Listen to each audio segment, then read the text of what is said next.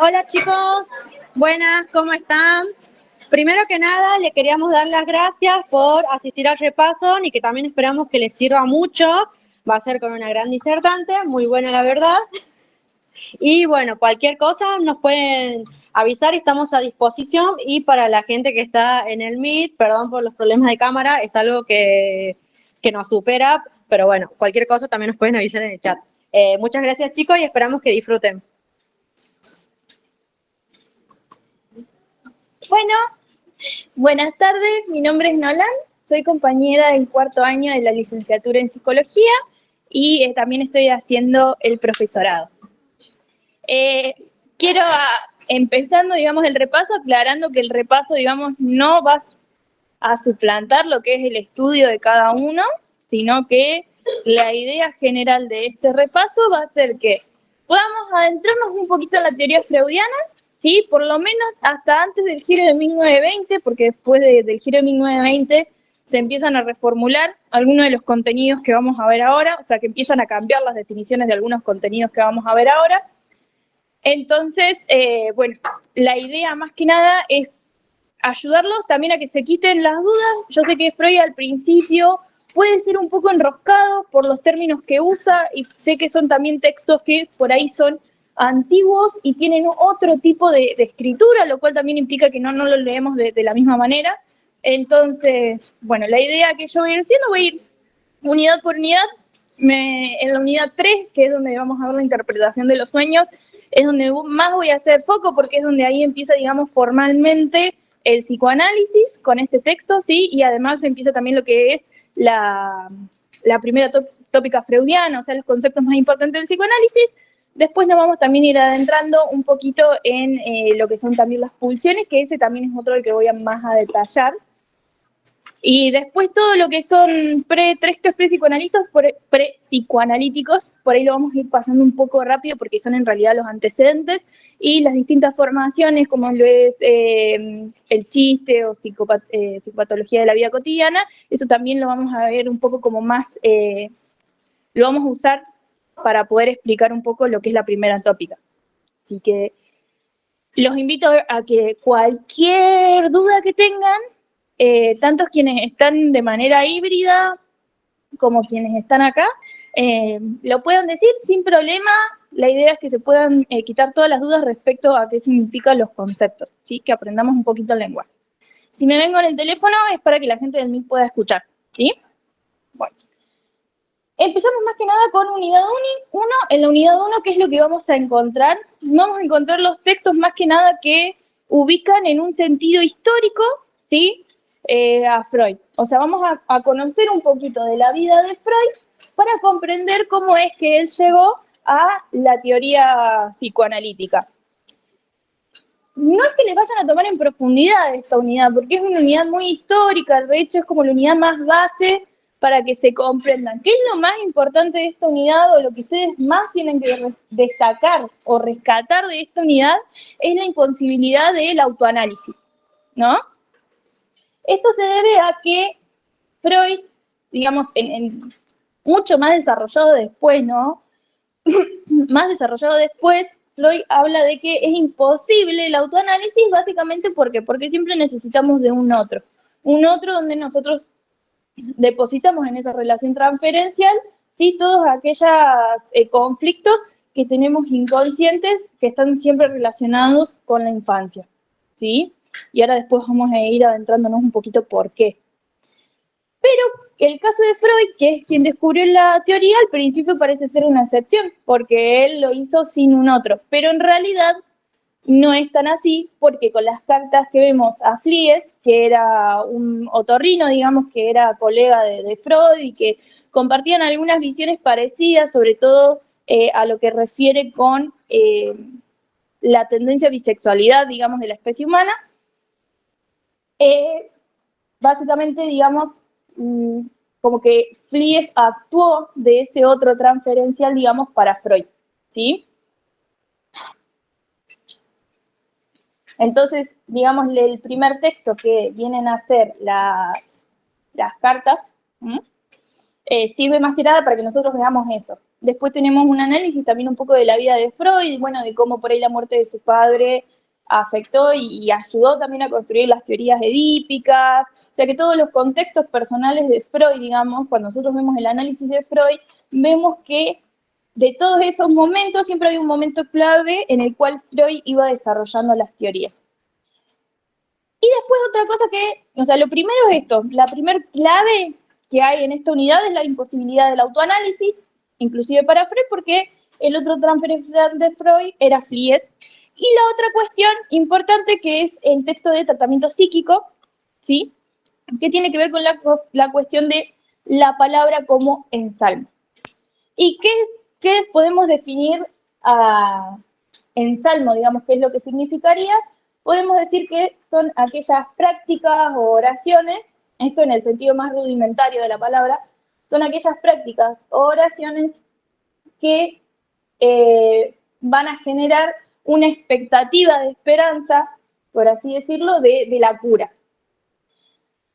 Mirando a los curanderos, Freud se da cuenta, ¿no?, un poco de que la palabra tiene un efecto de curación, por así decirlo, un efecto de ensalmo, un efecto que alivia, ¿no?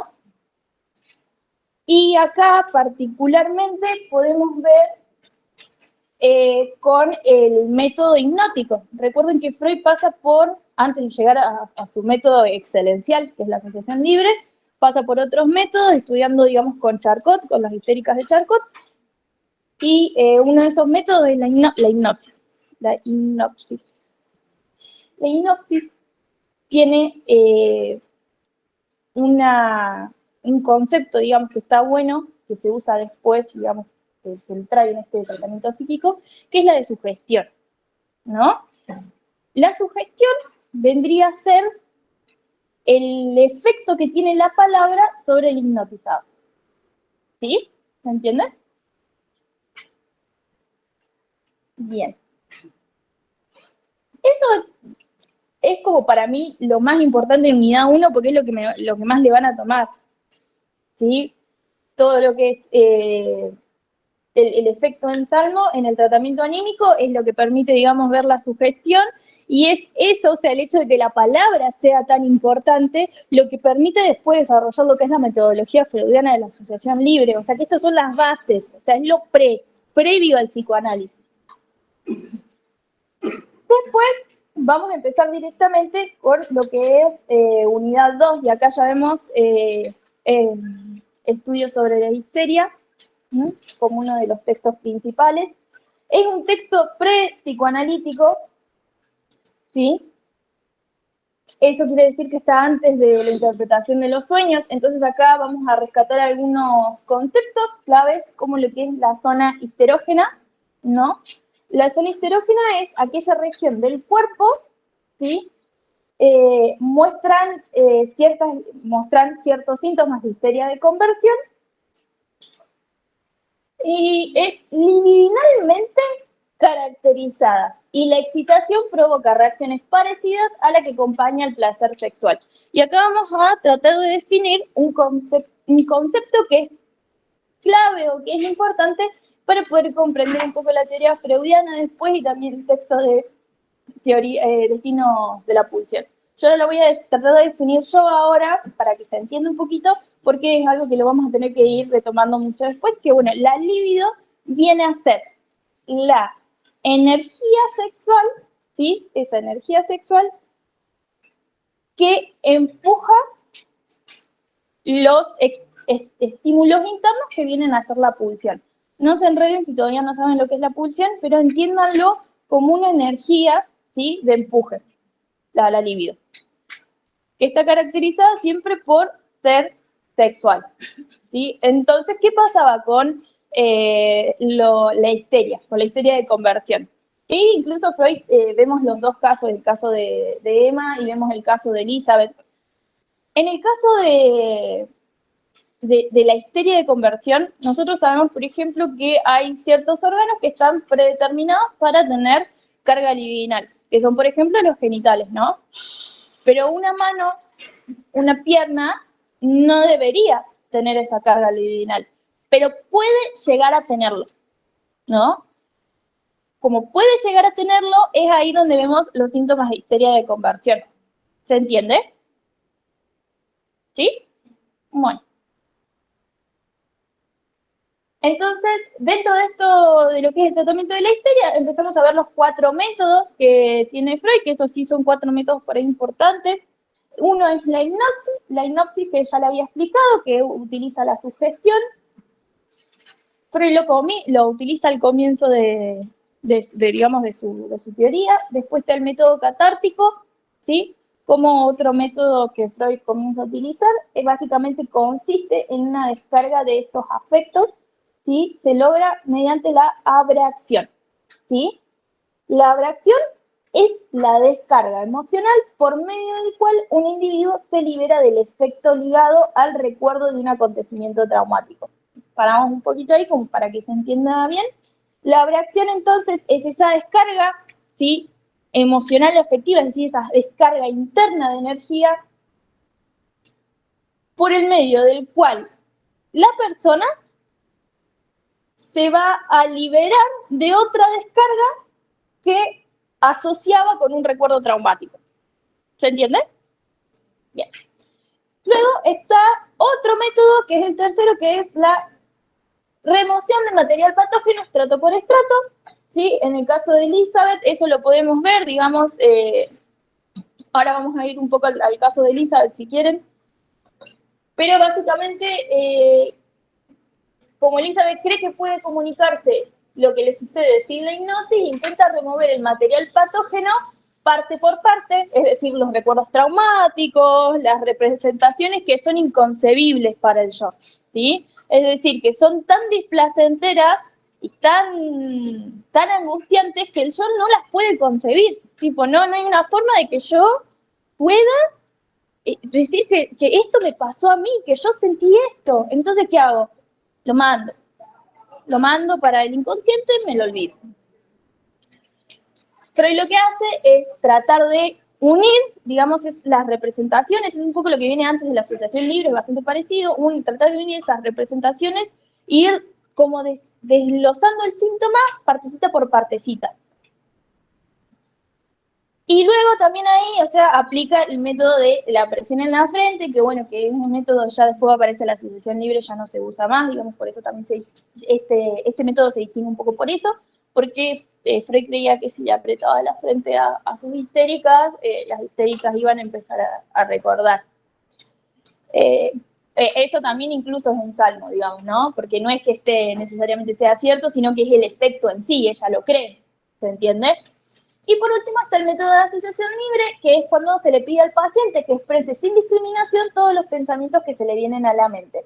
Por más absurdos y irrelevantes que el paciente lo crea, no emitimos juicios sobre esos pensamientos, sino que después todos esos pensamientos nosotros lo podemos ir junto con las manifestaciones del inconsciente e ir haciendo la interpretación de lo que es patógeno. Y bueno, y ahí viene un poco lo que es el caso de Elizabeth, ¿sí? Yo me voy a detener un poco en lo que es la historia de Elizabeth, porque es lo que nos permite entender, digamos, ciertas nociones que son psicoanalíticas que a mí me van a ayudar después a poder enseñarles lo que es la primera tópica. Básicamente, Elizabeth era la menor de 3 hermanas, ¿sí? Tenía una relación con su padre cercana, ella lo cuidó hasta que el padre se murió, ¿sí? Hasta que fallece. La hermana también muere durante el embarazo de la misma cardiopatía, digamos, que el padre, ¿sí? Era algo congénito. ¿Y cuáles son los síntomas de Elizabeth? Elizabeth padece las representaciones que aparecen en su muerte, ¿sí? O sea, Elizabeth tenía síntomas físicos, como toda histérica, por ejemplo, de las piernas rígidas, le dolía si estaba parada, le dolía si estaba sentada, pero ella, a lo que más temía era aquellas representaciones, las representaciones ustedes lo pueden entender como pensamientos, ¿sí? Que asociaba, digamos, con la muerte de su hermana y de su padre. Ahí vamos a detenernos un poquito en esto, porque algo importante, yo si quieren leer el caso de Elizabeth como para ir teniendo una idea, yo se los recomiendo, pero yo a grandes rasgos les comento que Elizabeth estaba enamorada de su cuñado, le gustaba su cuñado, y hay ciertas representaciones y recuerdos, ¿sí? Que, por ejemplo, ella caminaba con o sea, ciertos recuerdos y representaciones que después se anclan con la patología, o sea, que se vuelven traumáticas. Ella, por ejemplo, estaba caminando con un amigo, ¿sí? Cuando tendría que estar cuidando a su padre, y cuando vuelve, su padre se pone peor, ¿no? O el hecho de que a la mina le duela la parte esta de la pierna o que se le ponga rígida está asociada con que ella, como cuidaba a su padre, cuando se le hacía el cambio de vendajes, me parece, al padre, ella apoyaba la pierna acá. Entonces, bueno, ahí se va como reconstruyendo y asociando. Por eso es el estrato patógeno por patógeno. No es que acá ella viene y dice lo primero que se le ocurre, sino que ella va contando los hechos que ella cree que podrían estar asociados, ¿sí?, a ese hecho traumático, y Freud los va desglosando. En cuanto a la hermana, sí, cuando la hermana fallece, ella el primer pensamiento que tiene, y es un pensamiento que después ella reprime.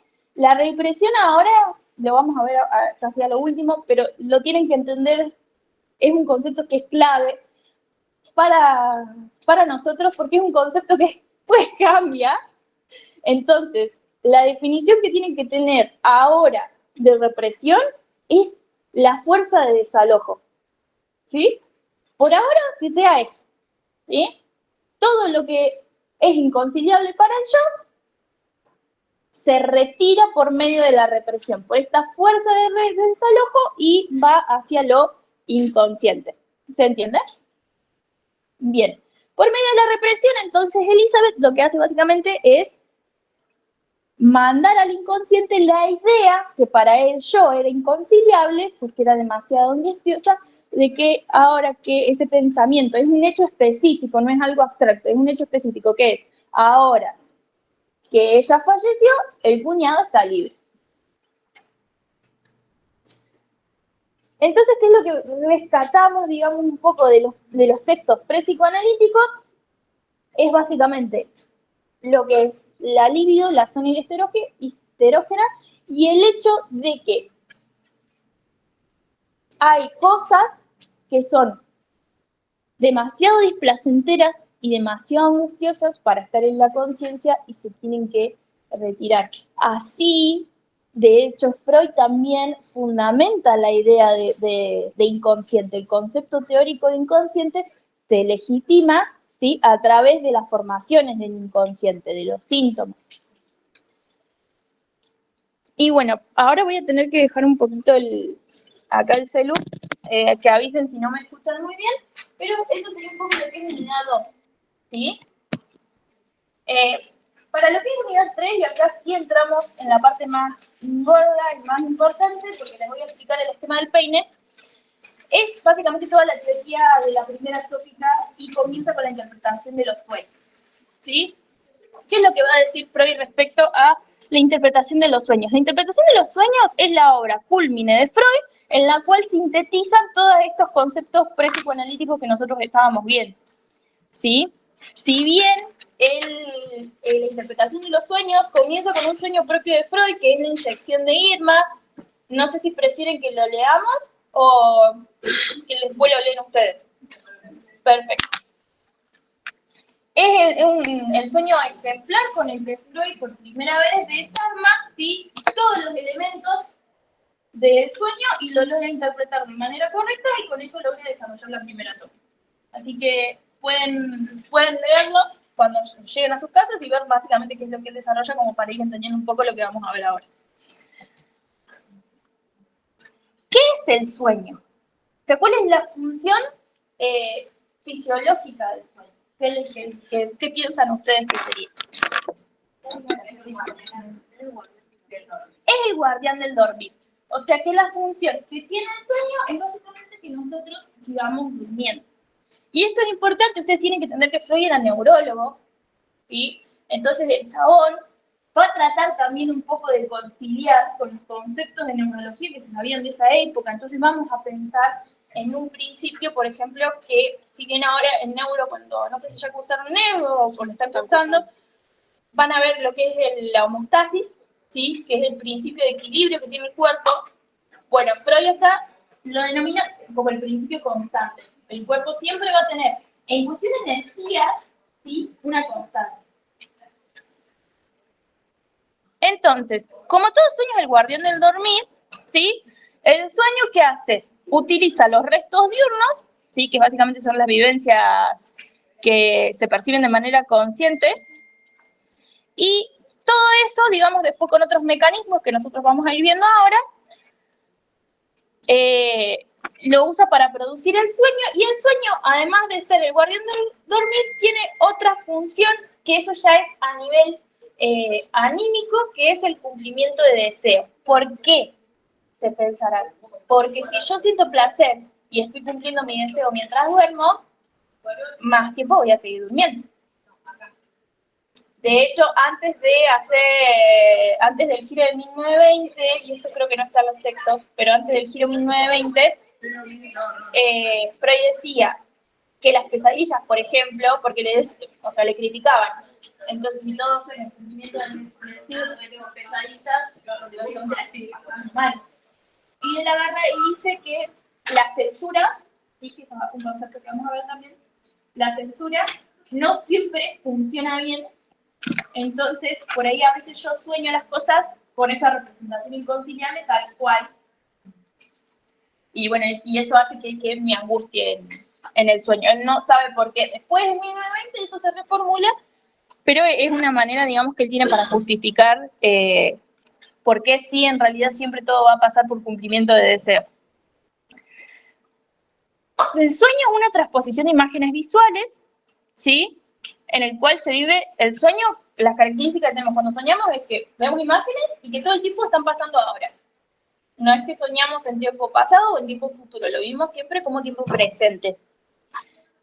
Y acá él habla de dos tipos de contenidos, ¿sí?, cuando se intenta analizar los sueños, que también se ve en la parte de la inyección de Irma, que son dos conceptos que son fundamentales, que es el contenido manifiesto, que vamos a definir el contenido manifiesto básicamente como esa transposición de imágenes visuales, ¿sí?, que es lo que vemos, lo que soñamos básicamente, y el contenido latente, que son el significado o los mensajes que se encuentran.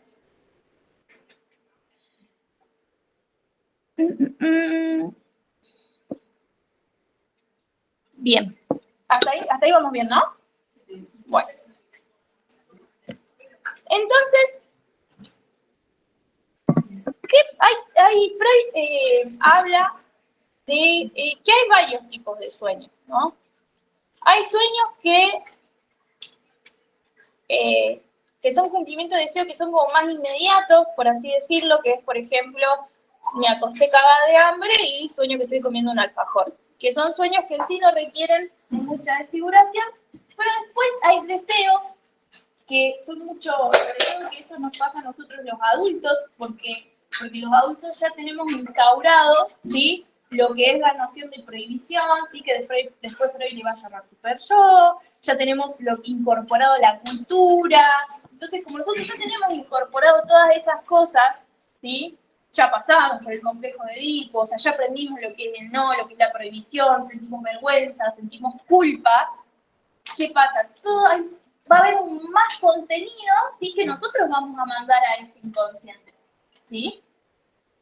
Y ese tipo de deseos, como que son deseos que a nosotros, como personas que negociamos con la realidad misma, nos parece muy inconciliable eso, pero que sin embargo lo queremos cumplir, usamos los restos diurnos y traemos esos deseos como motor para poder dar formación al sueño. Y lo hacemos mediante dos tipos de leyes o mecanismos, que es, uno es la condensación, ¿sí?, que básicamente yo condenso dos representaciones que asocio de manera parecida en una sola representación en el sueño. Es, por ejemplo, dos elementos de mi historia personal en una sola imagen onírica, que bueno, que es esto que yo veo cuando sueño. Freud, me parece que en el sueño de Irma, Freud veía en un momento al que vendría a ser su padre, también con características de su hermano. Y el otro es el condensación y desplazamiento. El desplazamiento es básicamente yo reemplazo, ¿sí?, un contenido o una representación que es de mayor importancia por una que es de menor importancia. ¿Sí? ¿Se entiende? ¿Alguien dijo no? Bueno. ¿En el Meet hay alguna pregunta o me...?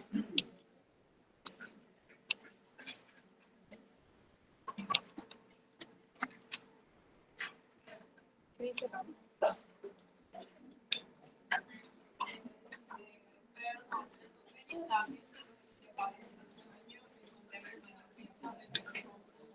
No, es al revés. El contenido manifiesto es el contenido que yo estoy soñando. Por eso es manifiesto, porque se hace presente, se manifiesta. Asocienlo así de última.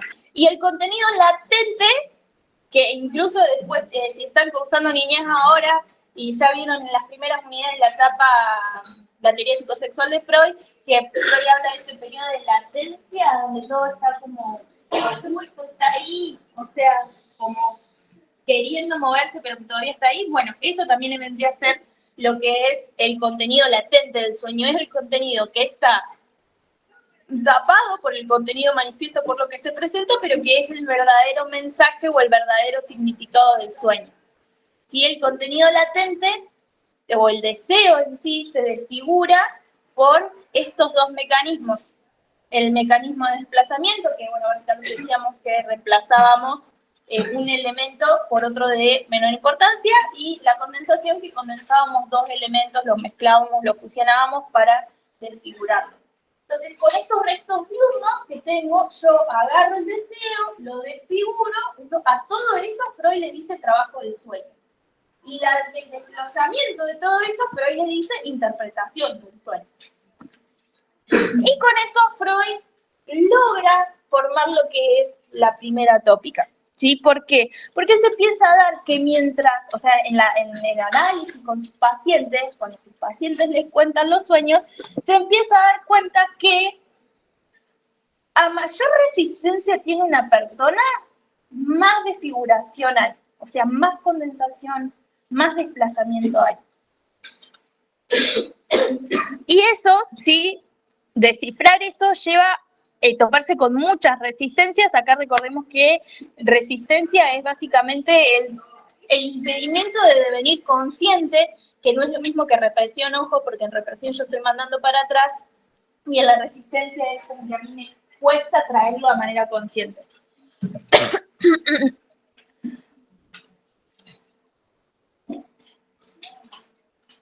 Y entonces, después también hay otro tipo de concepto que es importante, que es la elaboración secundaria, ¿sí?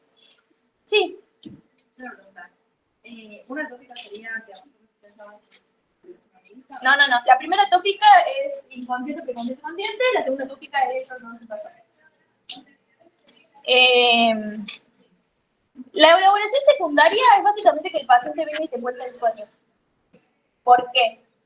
Porque ¿qué es lo que hace? No es el sueño en sí, sino que el paciente, como ya está despierto y los sueños son incoherentes, busca darle sentido propio al sueño y darle coherencia. Entonces, desarrolla lo que es la elaboración secundaria. Cuando nos lleva a nosotros un paciente, si fuéramos psicoanalistas en la época de Freud, y el paciente nos cuenta un sueño, nosotros trabajamos con la elaboración secundaria del paciente, ¿sí? Porque es lo que él nos cuenta.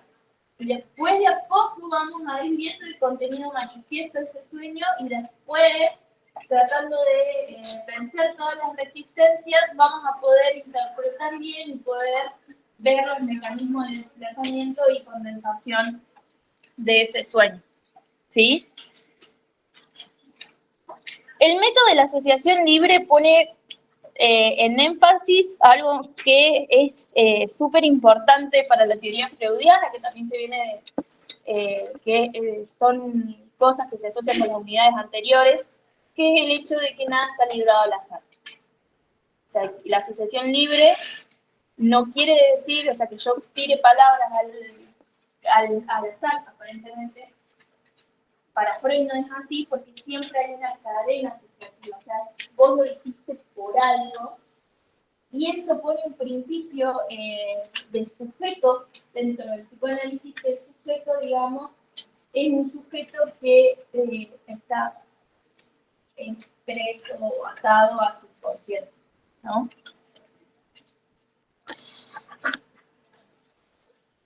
Y bueno, viste que yo les hablaba de un concepto que se llama censura, ¿sí? La censura es la resistencia que aparece en este trabajo onírico, o sea, es el equivalente a la resistencia que aparece en el trabajo onírico. Es este impedimento de recordar, la idea de que yo me estoy resistiendo a recordar. La censura es el concepto con el que, el concepto teórico con el que se justifica las configuraciones, o sea, la condensación y el desplazamiento. Y ahí el chabón, ahora lo voy a dibujar bien para que lo podamos ver, porque la censura es lo que va a dar, digamos, a la primera tópica, digamos, que es el esquema del peine. Entonces vamos a ir viendo ya directamente ahora la primera tópica, y es que el aparato psíquico está compuesto como un sistema direccional. ¿Sí? ¿Qué quiere decir esto? Recuerden que les comentaba que Freud inauguró entonces él trabaja con el concepto de huellas némnicas. Se refiere a todos los recuerdos que nosotros tenemos en una huella némnica. Cada evento que pasa, cada estímulo que nosotros recibimos, queda impregnado como si fuera que nosotros nos pusimos una mano en la vela. ¿Sí? Y un sistema direccional quiere decir que yo percibo, tengo un sistema perceptivo, ¿sí? Y que a ese sistema perceptivo, quienes estén en el MIT, de última, si quieren buscar el Google, el esquema del peine para ir siguiéndome, tenemos el sistema perceptivo y el sistema percibo, que es donde yo recibo, ¿sí?, estos estímulos.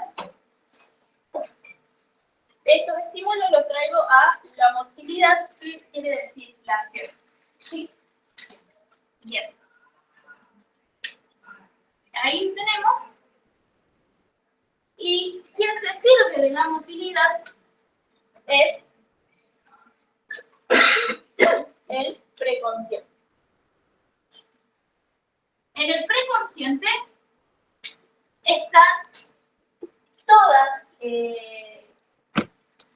estas recuerdos o eventos que pueden devenir a la conciencia. Que si yo hago un esfuerzo, lo puedo traer a la conciencia. Por ejemplo, si yo les pregunto qué desayunaron el domingo, por ahí, ahora no me lo sabrán decir, pero si se esfuerzan un poquito, sí lo pueden traer. Bueno, son todos esos contenidos, ¿sí?, que pueden venir a la conciencia. Cabe aclarar que en el esquema del peine no vemos la palabra consciente, porque Freud toma el preconsciente y el consciente casi como una unidad, en realidad, ¿sí?, como un sistema bastante parecido.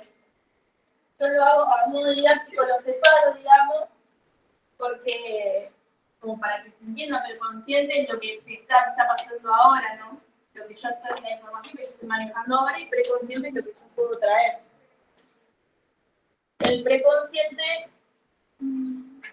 estaría acá dentro de este sistema de dirección. Recuerden que si yo les digo sistema de dirección es que estoy dirigiendo energía, estoy dirigiendo percepciones, estoy dirigiendo recuerdos, etc. Bueno. ¿Qué pasa ahora cuando dormimos? ¿No? Porque no les expliqué lo de las huellas némnicas. Cuando un estímulo entra en el sistema perceptivo, deja una marca, que son las huellas némnicas. ¿Sí? Esa básicamente.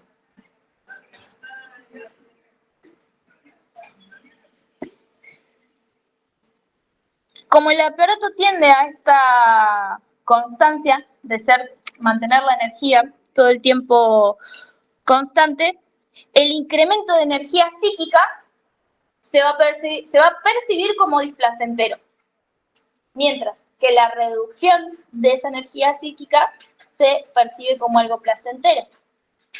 Por ejemplo, si yo, es un ejemplo súper burro y didáctico, pero para que se entienda, si yo vengo a Ana y le tiro el pelo, hay una descarga enérgica psíquica en Ana que no es externa, ¿sí? Porque es el sentimiento que tiene Ana, esa es la energía de disgusto, es una acumulación de enojo, entonces Ana va a buscar sacar ese enojo para mantener su principio de constancia o de homeostasis y o me va a tirar el pelo a mí o va a buscar un sustituto que es insultarme. ¿Se entiende?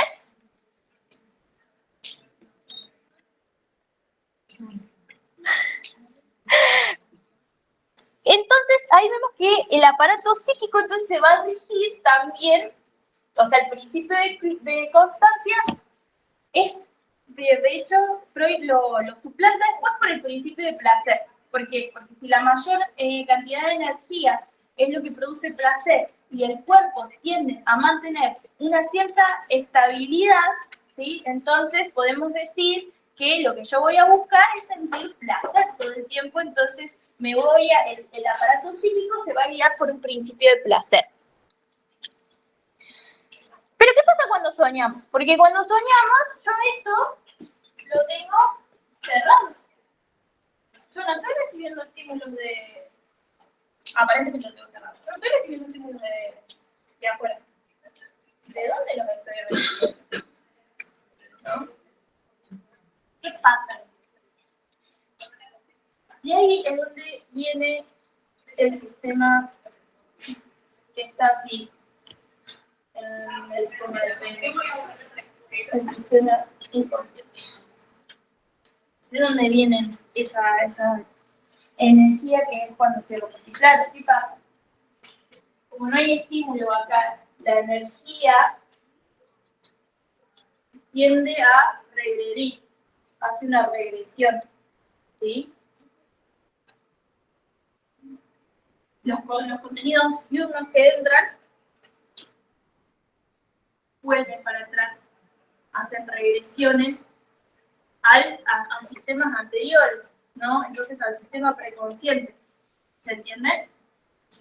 ¿No? Bueno, vamos de nuevo con algo un poco más didáctico. Sí. ¿Acá? Sí. Por allá alguien había levantado la mano. ¿Alguien levantó la mano? Bueno, vamos de nuevo con esto. Bueno, yo tengo la pregunta. El inconsciente aparece en todo momento, está despierto y dormido. ¿Sí? No. Lo que yo digo es que cuando dormís, vos no tenés motilidad. ¿Me entendés? Porque estás dormido, no te estás moviendo, no estás actuando. Entonces, el inconsciente manda esa energía, pero como no hay motilidad, vuelve. ¿Se entiende? Eso es básicamente lo que me refería cuando como yo no me puedo mover porque estoy dormido, lo que a mí, las energías o las representaciones que a mí me vienen, los deseos que a mí me vienen desde la parte inconsciente, regreden sobre mi sistema psíquico, entonces yo ahí empiezo a ver el sueño. Es un poco así como lo explica.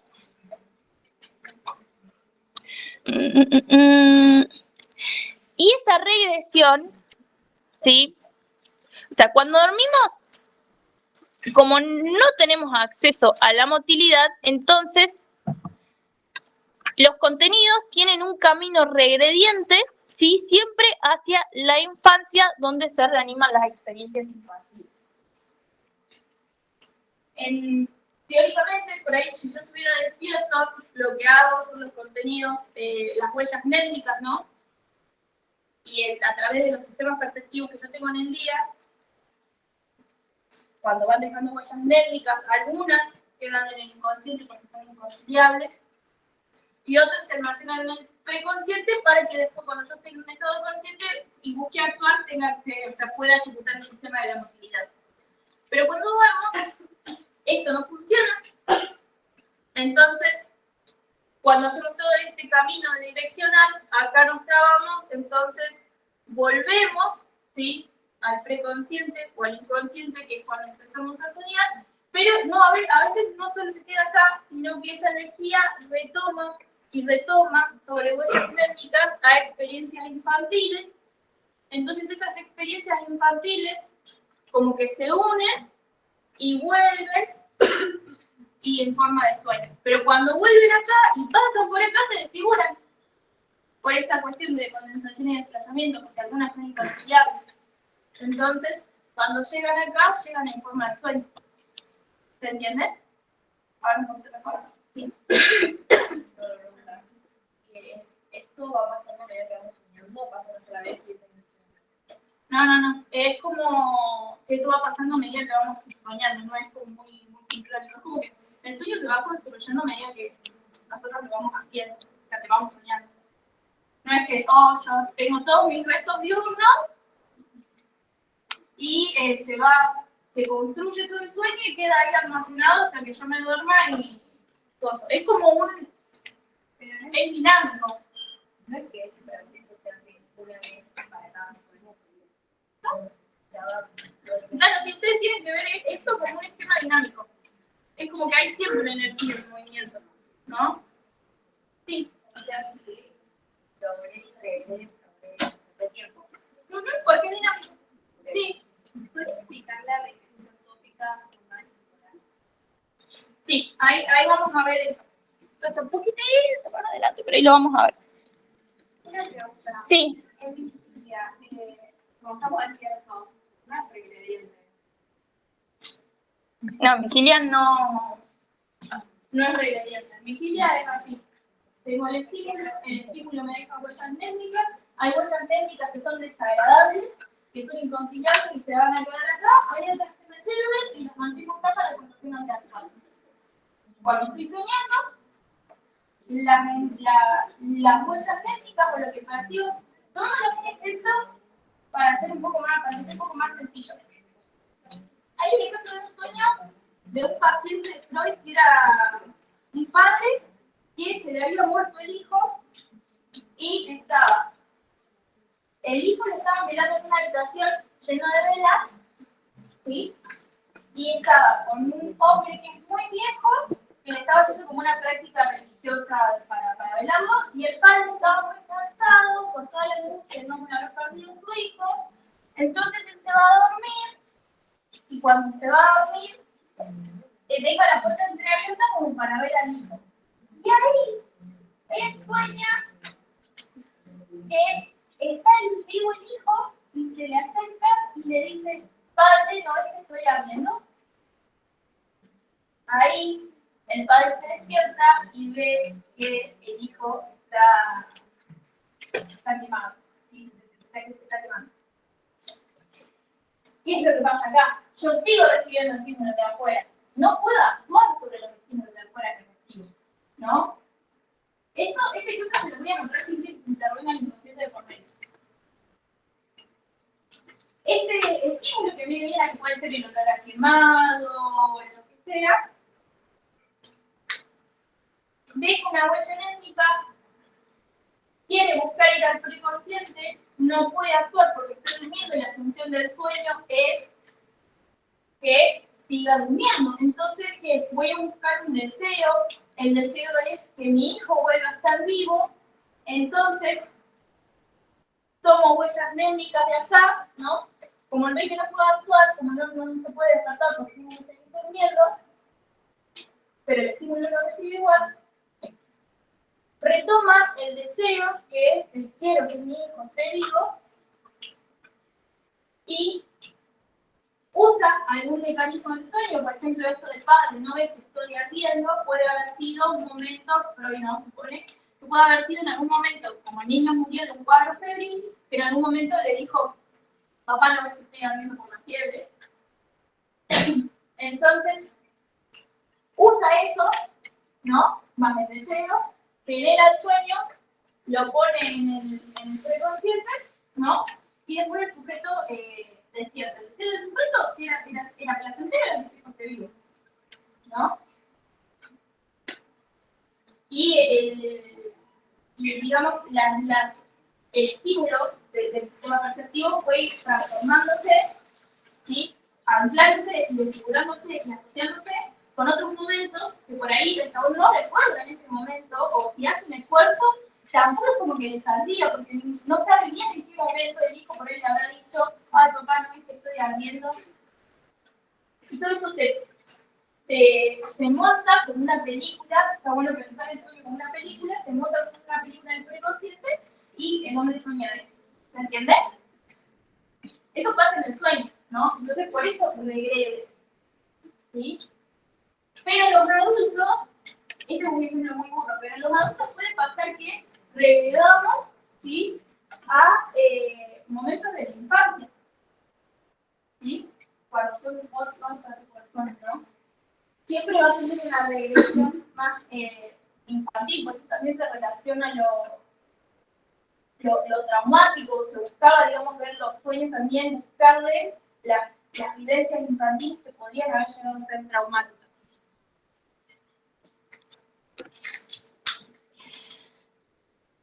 Bien. Y acá, para poder entender un poquito mejor esto, vamos a ver cómo se desarrolla por primera vez el principio de placer. Y hay un momento de satisfacción que es mítico.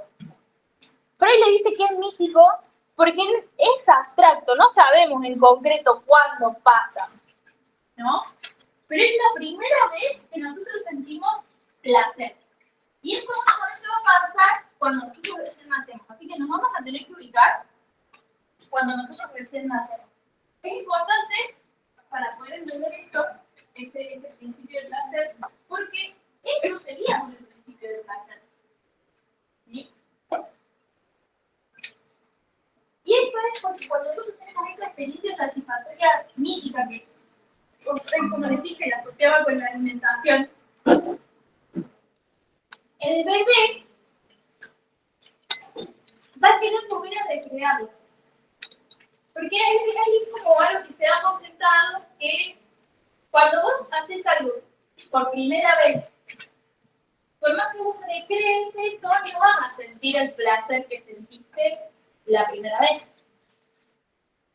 Entonces, la satisfacción máxima, que es la primera vez con lo que fuimos alimentados, ese placer indescriptible, y el bebé va a buscar recrearlo por medio de la alucinación. ¿Qué sería esto? Básicamente que lo va a fantasear el bebé.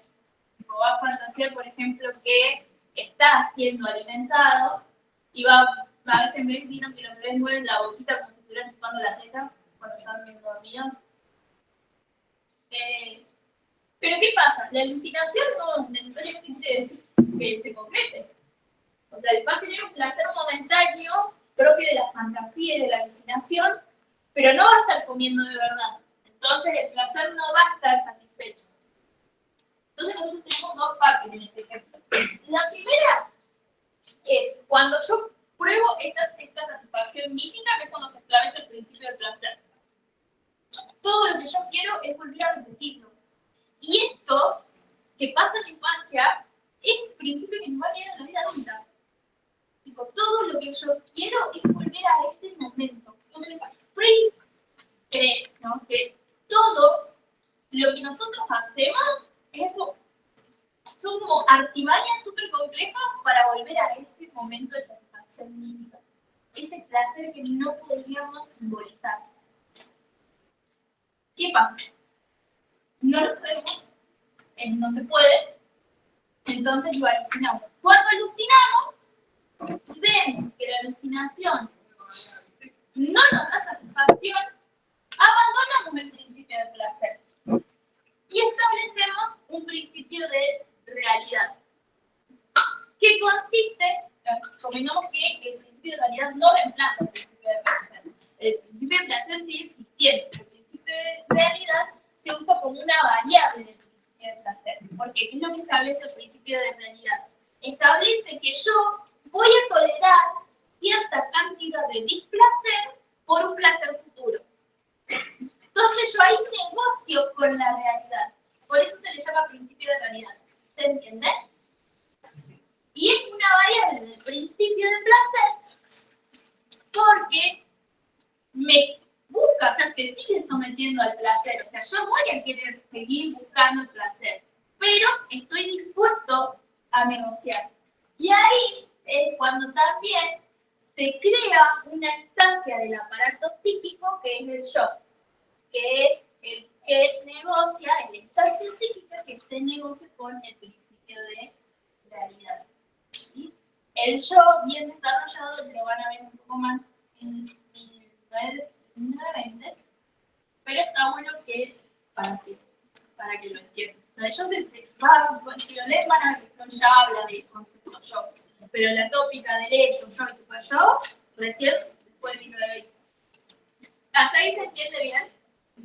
Bueno, este es el aparato anímico. El aparato anímico, resumiendo, tiene dos principios en los adultos. A medida que se van desarrollando también los niños.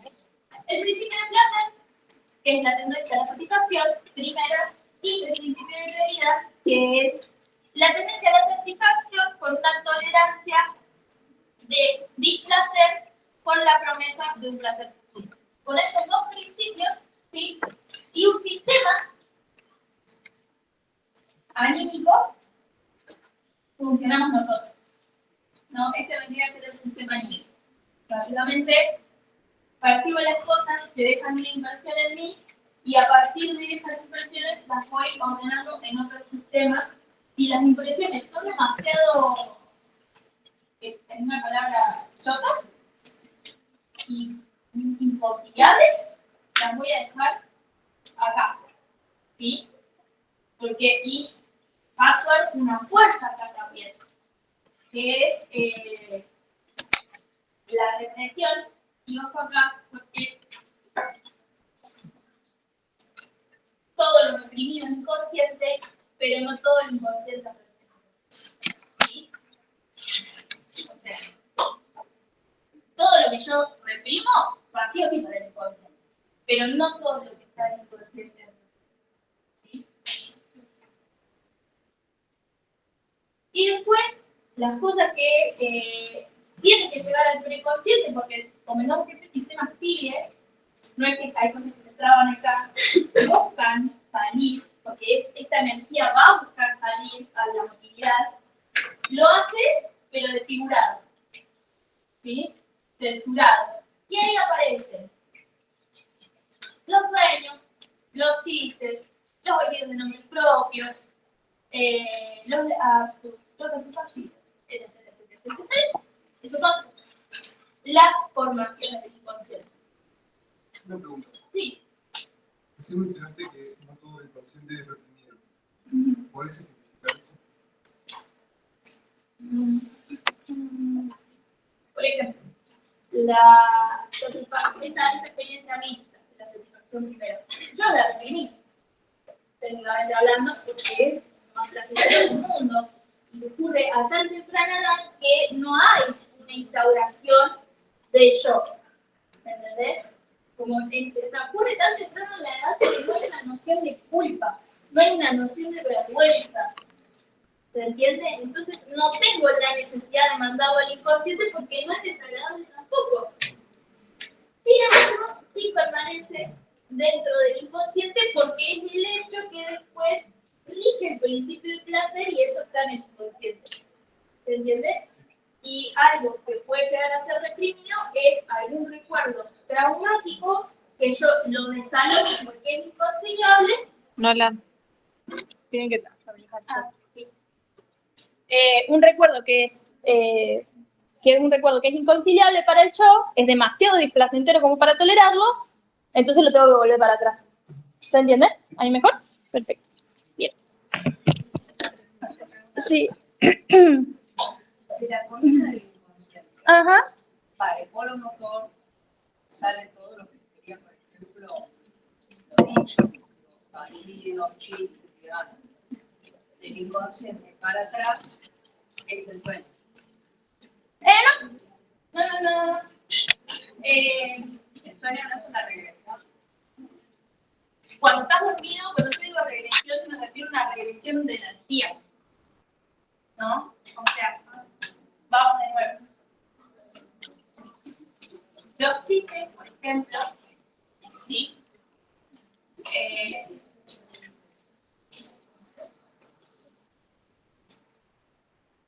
Vamos a tomarnos con mejor los olvidos de los nombres propios, porque por ahí es más sencillo. Yo estoy charlando con alguien, ¿no? Estoy percibiendo esa charla. Y de repente, ¿no? Me hacen acordar de un exnovio que tuvo, por el cual vi muchas cosas feas, ¿no? Muchas cosas desagradables y placenteras, que quedaron, muchas pueden haber quedado acá, y entonces yo en el camino se los podría decir, pero hay muchas que fueron tan chotas que se asociaron con otras experiencias feas que tuve, que se asocian con otras experiencias feas que tuve, entonces queda trabado acá, por así decirlo, ¿sí? Queda trabado en el inconsciente. ¿Por qué? Y el inconsciente no lo quiere dejar salir porque va a ser demasiado choto. Entonces, cuando hablamos, qué sé yo, en ella me pregunté, ¿cómo se llamaba? ¿O dónde vivía? Claro, yo no voy a, como es tan feo, yo no lo voy a querer recordar, ¿no? O a lo mejor lo reemplazo y digo, lo asocio con, ¿no? Hay otra cadena de asociaciones, entonces para dejarlo pasar, para hacer esa descarga de lo que viene acá, de toda esta seguidilla, para hacer esa descarga, digo otro nombre, por ejemplo, o otra dirección, ¿se entiende? Eso pasa del giro, ¿no? En el sueño es básicamente lo mismo, solamente que no voy a actuar. Voy a hacer lo voy a ver, ¿me entendés? O sea, que como que lo veo internamente. Es como que esto, al no poder moverme, entonces voy a recibir los estímulos de afuera de cuando estoy durmiendo, ¿no? Y voy a intentar hacer ese caminito, como no puedo llegar, en este caminito me puedo encontrar con un deseo, ojo, ¿no? Con un deseo que está acá. Como no puedo actuar porque estoy dormido, lo que hago es que esta energía que llega vuelve acá. Y yo, técnicamente hablando, estaría viendo el sueño, vivenciando el sueño, todo esto de manera interna. O sea, yo digo, se le dice regresión porque la energía siempre va de P a M, o sea, de percepción a actuar, a motilidad, y como no hay motilidad es como que tiene que regresar para fabricar, y ahí como que empieza a hacer el trabajo del sueño, lo empieza a fabricar, entonces esta energía va a ir tomando cosas de acá, y va a ir tomando otras cosas que están en el inconsciente, que pueden relacionarse con vivencias infantiles, y con eso va generando el sueño, y así. ¿Ahora está un poquito más claro? Bien. Bueno, con esto, ¿no? Que esto es toda la estructura del psicoanálisis, por eso le digo que es la unidad más importante y por ahí lo que más le van a tomar.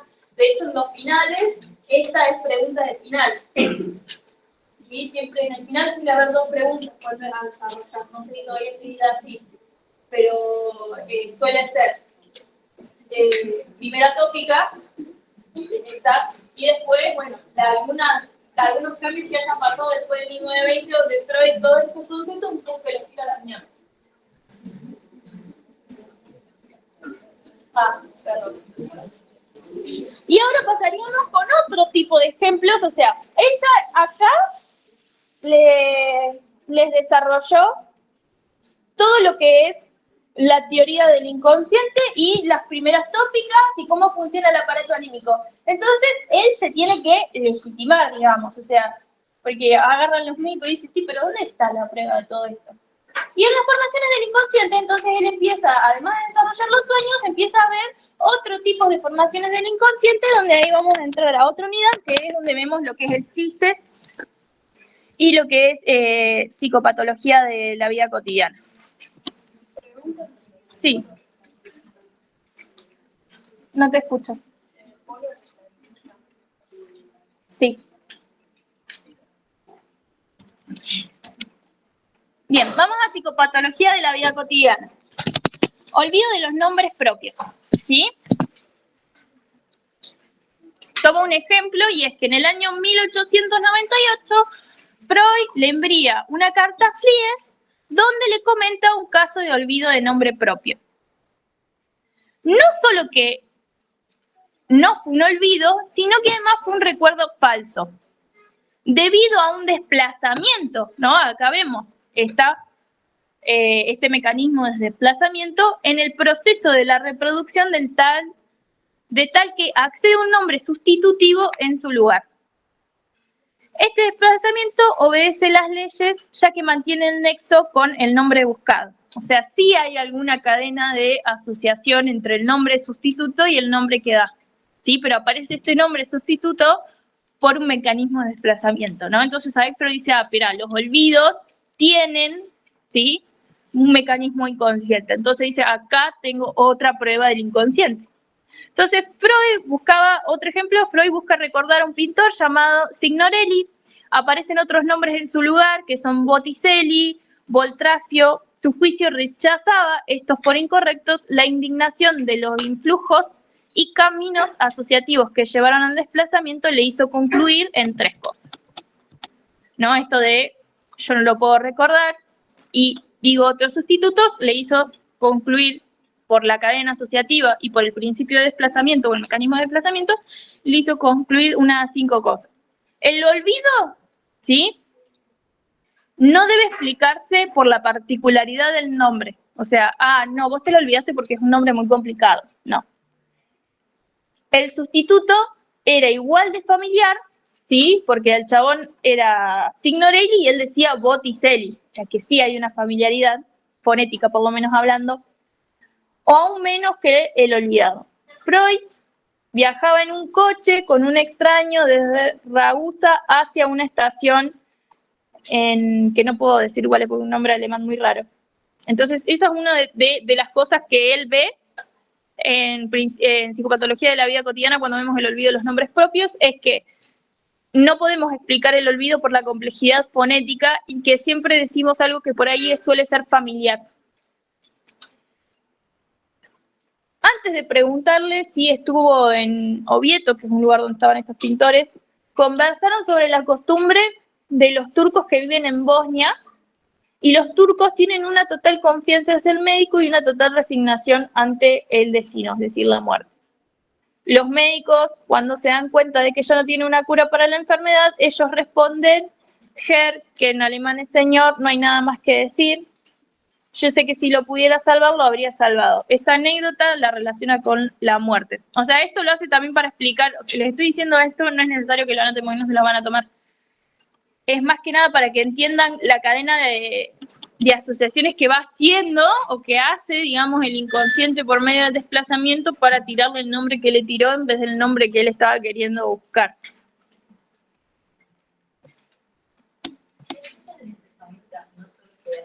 No, obvio, no, el desplazamiento no se da solamente, ni la condensación ni el desplazamiento se dan solamente en los sueños. O sea, la interpretación de los sueños explica estos mecanismos, pero estos son los mecanismos del inconsciente. En psicopatología de la vida cotidiana, digamos, y después en otros tipos de textos, como el inconsciente con la relación con el chiste, lo va explicando. ¿Quiero mate? Me estoy quedando sin voz.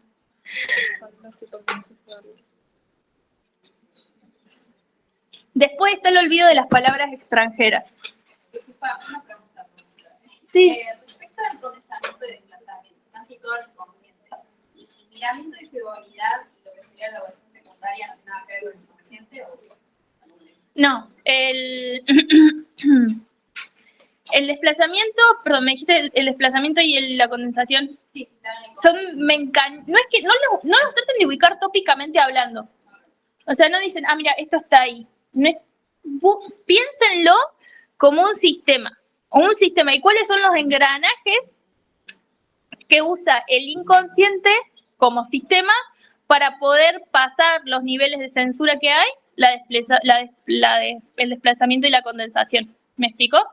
La elaboración secundaria, ¿sí?, es lo que queda en el preconsciente una vez que nosotros ya despertamos, ¿sí?, y nosotros lo elaboramos, le damos coherencia, porque ya estamos despiertos.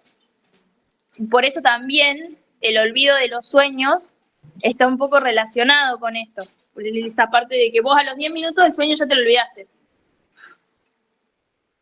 Está un poco también relacionado con eso, porque hay una manifestación de un deseo inconsciente que aparece desfigurado, pero que está todo el tiempo queriendo, o sea, que todo el tiempo plantea también resistencia, sobre todo cuando estamos en estado de vigilia, presenta mucho más resistencias a devenirse consciente, ¿sí? Por medio de la represión.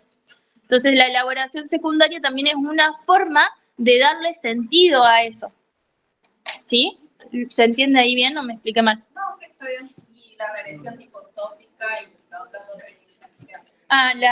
Sí, era la regresión tópica y la regresión polar, ¿puede ser? No. Ahí va.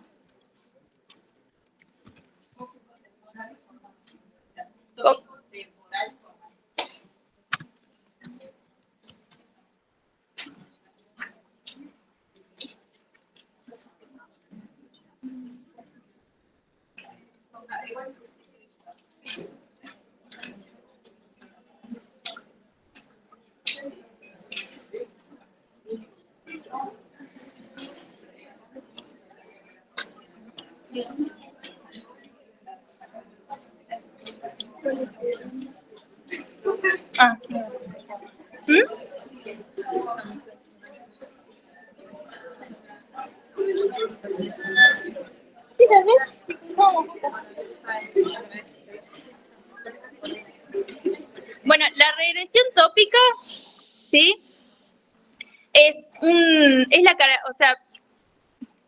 Regresión tópica, regresión en un sentido temporal. Es formas que yo tengo para referirme a una misma palabra, ¿sí? Entonces, cuando yo puedo hablar de regresión, puedo hablar en un sentido tópico. Cuando puedo hablar de regresión, puedo hablar en un sentido temporal. Si hablo en el sentido tópico, ¿sí? Lo uso para poder explicar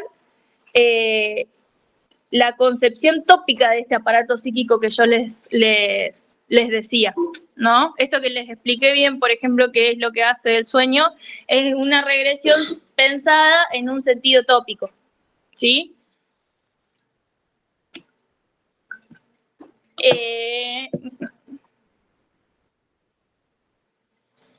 Dice, durante la vigilia estos sistemas son recorridos en sentido progrediente desde la percepción hasta la motilidad, ¿no? En tanto que en el estado del sueño, los pensamientos que no pueden acceder a la motilidad regresan hacia el sistema de la percepción. Además, el soñar es una regresión al estado más temprano del soñante, es decir, la infancia, donde se reanima su infancia y los modos de expresión que disponía en ese entonces, así como también las mociones funcionales que lo gobernaban. ¿Qué quiere decir esto? Cuando yo hablo de regresión en el sentido tópico, me refiero a esto que les acabo de explicar recién, la regresión del P al M, el M cuando estamos soñando no está, entonces regresa hacia los momentos más tempranos y utiliza también en conjunto con los restos diurnos y los deseos inconscientes para poder generar el sueño. Y la regresión en el sentido temporal es, esto se va viendo a medida que aparece la teoría de los tres, esto lo van a ver en los 3 ensayos de la teoría sexual. Dice, Freud señala que la idea de la regresión de la libido a un modo anterior de organización fue un descubrimiento tardío, recién, después de la interpretación de los sueños, creo que en 1915, cuando aparece la fase del desarrollo psicosexual infantil, define este concepto de regresión temporal en la que se regresan a las formaciones más antiguas, ¿sí? Que se reactivan y hay una regresión en cuanto al objeto, una regresión en relación a la fase libidinal y una regresión en la evolución del yo, ¿sí? Por ejemplo, regresión en el sentido temporal lo podemos ver cuando yo tengo 30 años, ¿no? Y me gusta agarrar caca con la mano. Estoy volviendo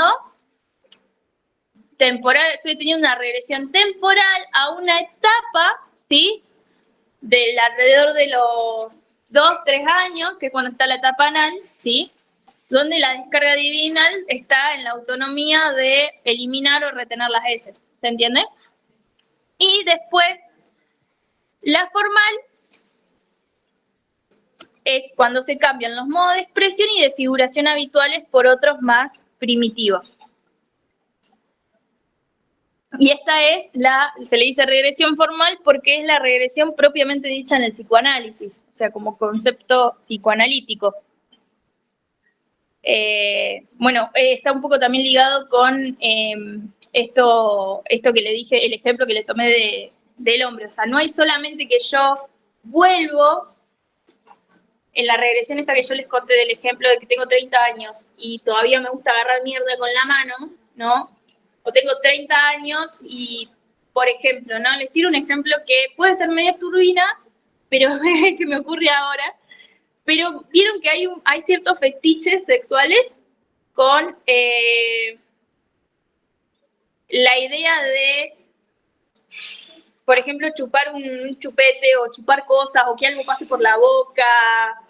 Bueno, eso en sí lo podemos entender como una regresión formal, porque es una regresión a una instancia psíquica y una regresión temporal, por ahí como para tirar otro ejemplo. Yo tiré el ejemplo de los 30 del hombre que agarra caca, porque también las regresiones temporales suelen también devenir con una regresión formal propiamente dicha. Pero una regresión temporal es, piensen como una persona grande que actúa como un nene chiquito, ¿no? Por ejemplo, no sé, cuando estamos en pareja, solemos hablarle como bebé a nuestra pareja, ¿no? Como si estuviéramos chiquitos, como el baby talk, o tal vez este no sea el ejemplo más representativo, pero es para que se hagan una idea de cómo se diferencia. Son diferentes formas de referirnos al concepto de la regresión. ¿Se entiende ahí o los confundí todavía aún más?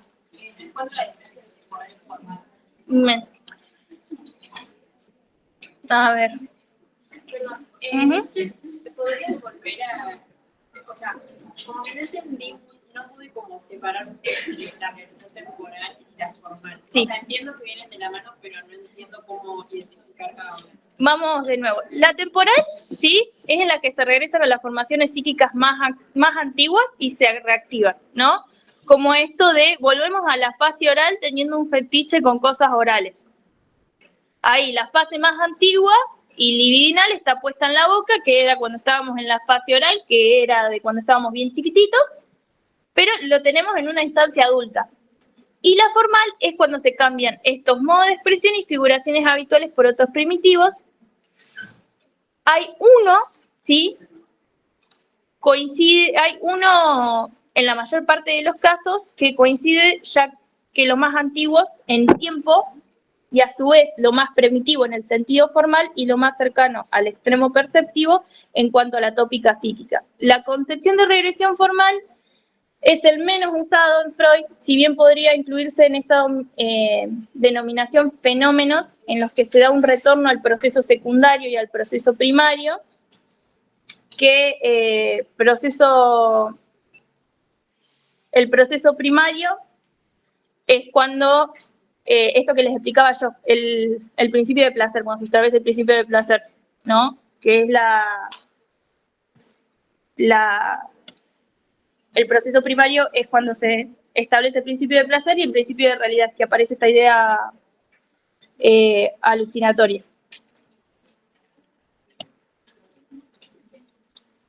Entonces, la regresión formal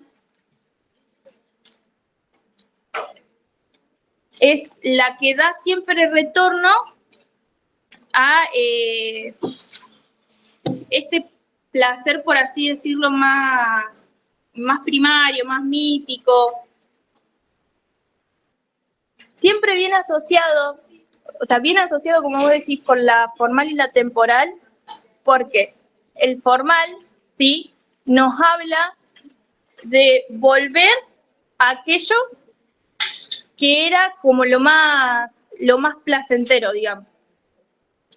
Entonces, es algo que se da muy conjuntamente. Sí, por eso Freud no la usa, en hablar en un sentido formal de la regresión, es decir, estoy regrediendo a la primera instancia. No se me ocurre como un buen ejemplo como para representárselos y que se entiendan las tres, pero para que se hagan una idea. Si ustedes tienen múltiple opción y les tira tienen un ejemplo, por así decirlo, o les definen, piensen que la temporal siempre va a volver a instancias psíquicas anteriores a las que el sujeto ya está, es decir, soy grande y por lo general vuelvo a distintas etapas del desarrollo sexual infantil, y en la formal, sí, regredo a las representaciones más primitivas, ¿sí? Que no es lo mismo que temporalmente, porque no es que vuelvo a una etapa psíquica de mi vida, de mi desarrollo. Puedo volver, ¿no?, a representaciones primitivas, pero como la gran mayoría de las representaciones primitivas suelen estar en la infancia, es como que se asocian muy parecido. No sé si ahí se entiende un poquito mejor.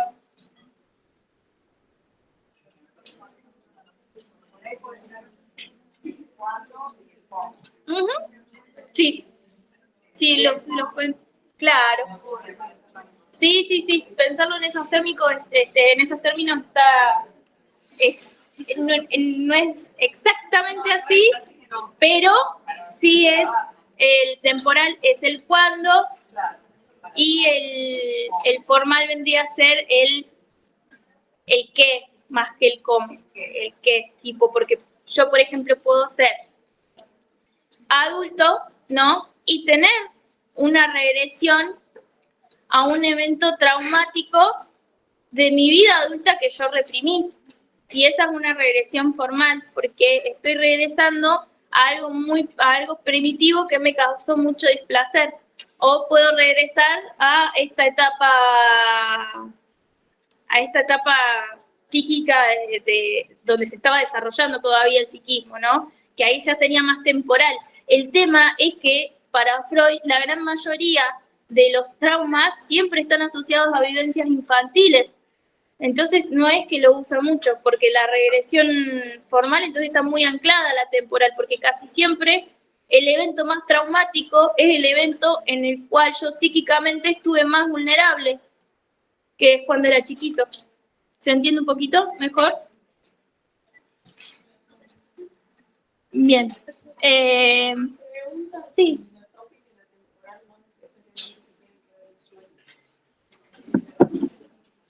Si la tópica... La temporal no necesariamente se tiene que dar en los sueños. No necesariamente. Puede darse con otras formaciones del inconsciente. Bueno, después Freud, para ir un poco más rápido, habla sobre el olvido de las palabras extranjeras, ¿no? Está el olvido de nombres de series, el olvido de nombres y series de palabras.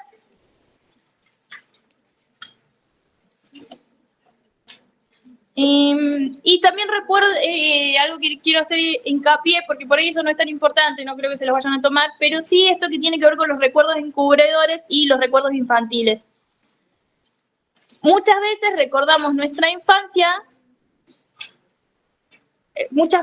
recordamos de nuestra infancia lo que nos resulta indiferente y secundario, ¿sí? Mientras que aquellos sucesos que fueron canónicos, por así decirlo, de nuestra infancia, que nos han dejado de alguna manera alguna huella, tendemos a desplazarlos y sustituirlos por otro, ¿sí? Los recuerdos infantiles indiferentes que se recuerdan, no por el contenido de ese recuerdo, sino por la relación asociativa que va con otro contenido que está reprimido, que puede haber sido traumático, se le llama recuerdo encubridor. O sea, el recuerdo encubridor es el contenido, el recuerdo infantil, que me es indiferente porque lo asocio con otro recuerdo que es bastante feo y que lo reprimo. Y acá existe una relación temporal, dice, entre lo encubierto y el contenido bajo el que queda oculto eso que estoy encubriendo. Y es el desplazamiento retroactivo, ¿sí? El contenido del recuerdo encubierto pertenece a los primeros años de vida, mientras que las experiencias mentales por él, reemplazadas en la memoria, corresponden a años muy posteriores de la vida del sujeto. ¿Qué quiere decir esto? En el desplazamiento retroactivo, ¿sí? Lo que yo recuerdo lo ubico en los primeros años de vida, pero las experiencias de ese recuerdo, lo que ese recuerdo me provoca, corresponden en realidad con años muy posteriores a la vida de ese recuerdo, ¿sí? ¿Se entiende? ¿Un poquito? ¿Más o menos? Bueno. Y el desplazamiento, otro desplazamiento que es el desplazamiento progresivo o avanzado. En este caso, es la relación inversa a lo anterior, suelen ser los más frecuentes. El recuerdo encubridor, que proviene de la infancia, se asocia con una experiencia anterior cuya reproducción directa alza una resistencia. Básicamente, el recuerdo que yo estoy encubriendo, el recuerdo encubrido, que es este recuerdo que para mí parece irrelevante, lo asocio con una experiencia anterior a ese recuerdo, ¿sí? Pero recordar directamente ese recuerdo genera resistencia. Entonces ese es un desplazamiento progresivo. Después hay otro tipo de recuerdo que es el recuerdo encubridor simultáneo que se enlaza no solo por su contenido, sino por su continuidad con el tiempo. Los recuerdos encubridores son algo que tenemos por largo tiempo sin perturbación alguna. Diferente es en el caso de los nombres y su olvido, que da una perturbación momentánea. O sea, los recuerdos encubridores son recuerdos que tenemos por mucho tiempo, ¿sí? A diferencia de, o sea, que perturban, digamos, el estado psíquico por mucho tiempo, a diferencia de lo que puede ser los olvidos de los nombres propios, etc. Bien. Después esto no creo que se los tomen porque no es muy importante. Bueno, después pasa...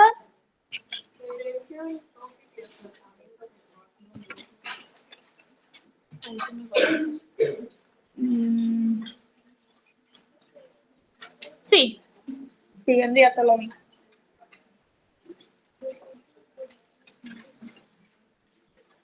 Después, bueno, a grandes rasgos, el chiste como fenómeno social o el chiste con su relación con lo inconsciente habla un poco sobre la concepción económica que tiene Freud sobre la risa. Recuerden que también lo psíquico se guía por un principio económico, ¿sí? Este principio económico está un poco relacionado con este principio de constancia. Y las risas, el principio que tiene es la descarga libre de energía psíquica.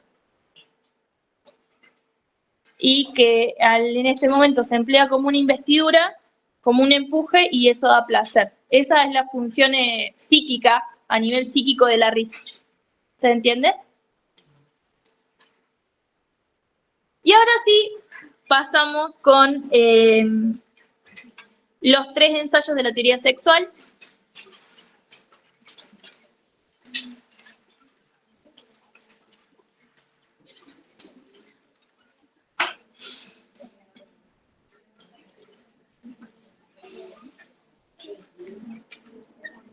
Bueno, y acá Freud va a meter un concepto que a nosotros nos va a ayudar para entender otro de los conceptos más importantes de psicoanálisis, que es el de la pulsión, ¿sí? Antes de hablar sobre qué es la pulsión, ¿sí? Vamos a definir qué es la meta. La meta. ¿A qué cuando Freud dice la meta de tal, bueno, ¿a qué se refiere con meta? La meta siempre va a referir a la satisfacción, ¿sí? O sea que la meta de la pulsión siempre va a ser la satisfacción, ¿sí?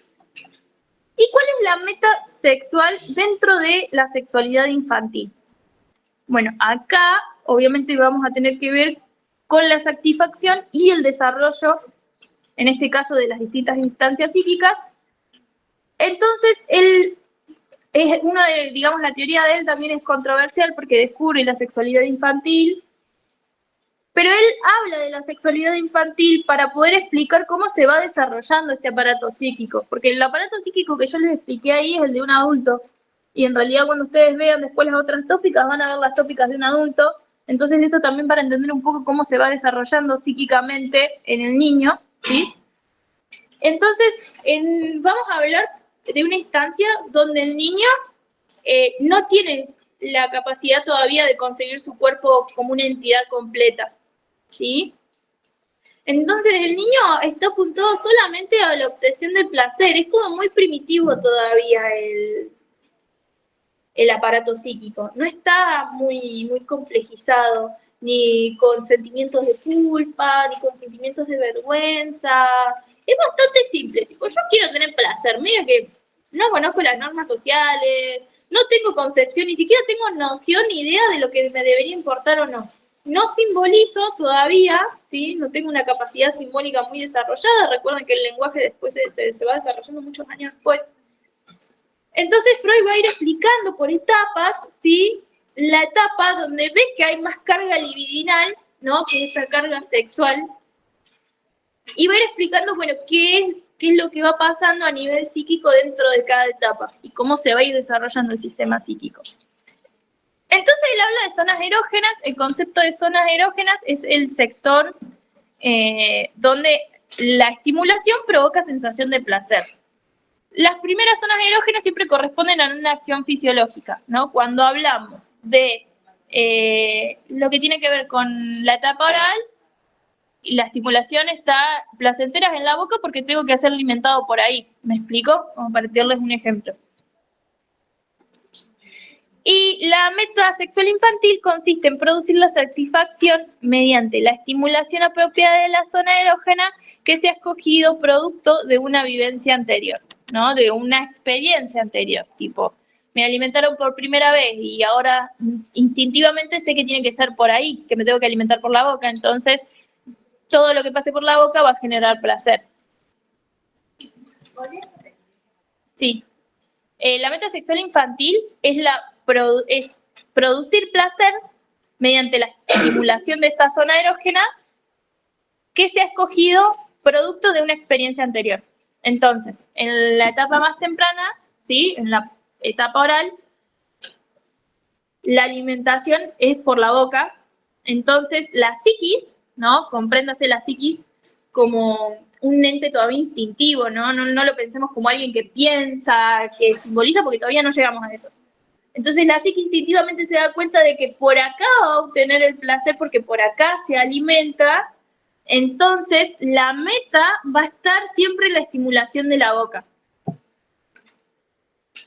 Bueno, después, no sé si lo van a ver, no creo que se los tomen el resto de las etapas. Sí creo que les van a tomar lo que tiene que ver con las exteriorizaciones sexuales masturbatorias, que es la activación de la zona anal, por ejemplo. Los niños sacan partido de la estimulación erógena de la zona anal, reteniendo las heces, ¿sí? La contracción muscular, ven las heces como regalo. En el marco de esta etapa, ¿sí? Cobra mucho el sentido de autonomía del cuerpo, ¿sí? Del hecho de poder controlar yo cuándo retengo o cuándo no. La activación de las zonas genitales está relacionada con el hacer pipí, ¿sí? Y también están relacionados con las partes sexuales reales y su activación, la activación de esto va a dará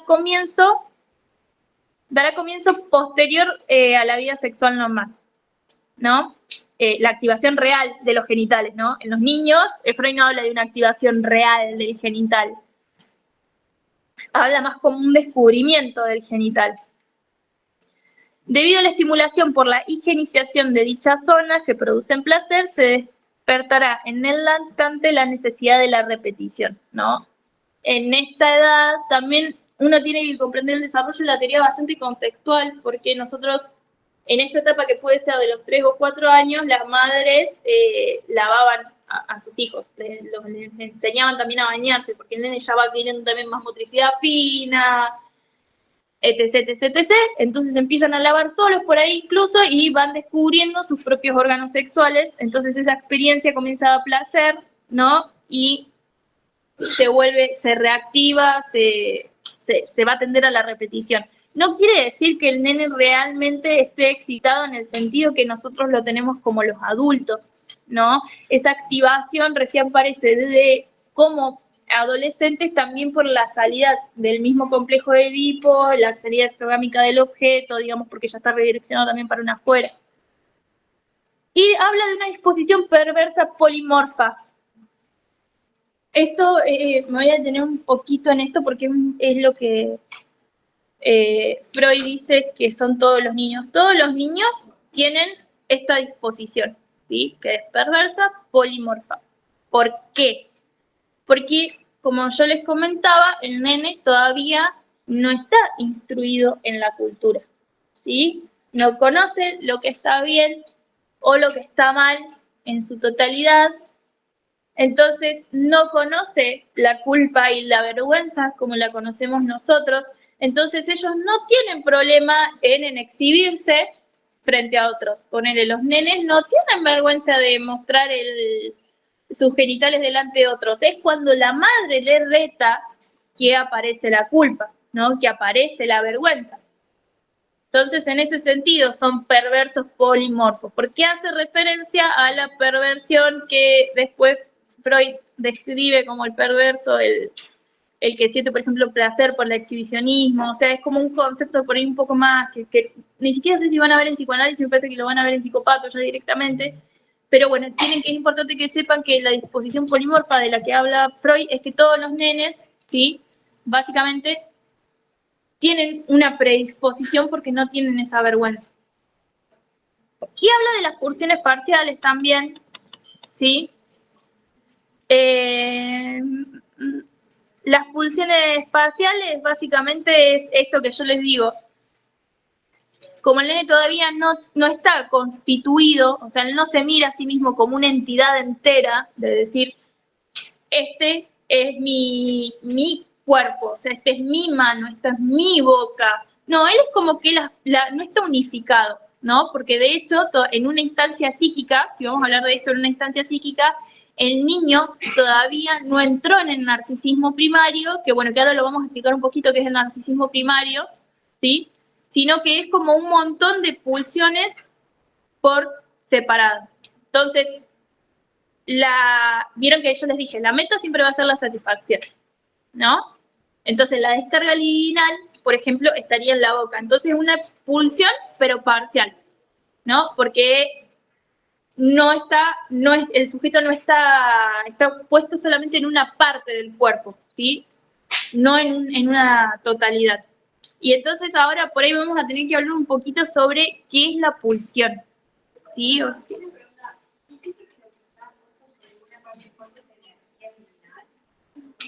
Claro, sí. Ahora vieron que yo les dije que la libido, ¿sí? Es esa energía sexual, ¿sí? Que empuja. La pulsión va a ser, vieron que nosotros tenemos estímulos de afuera. La pulsión, Freud es un concepto que se toquetea mucho, de hecho, a lo largo de toda su obra, pero él habla mucho de pulsión, y es en pulsión y estilos de pulsión que los va a definir bien. La pulsión, básicamente, entiéndanlo ustedes como los estímulos internos, ¿sí? Los estímulos internos cuya meta es la satisfacción. La pulsión y la libido están muy relacionadas, ¿sí? Porque sí, la libido es esa energía sexual y la meta de la pulsión es la satisfacción, están muy ligadas, tipo, es como casi dos conceptos que se tienen que pensar de manera conjunta.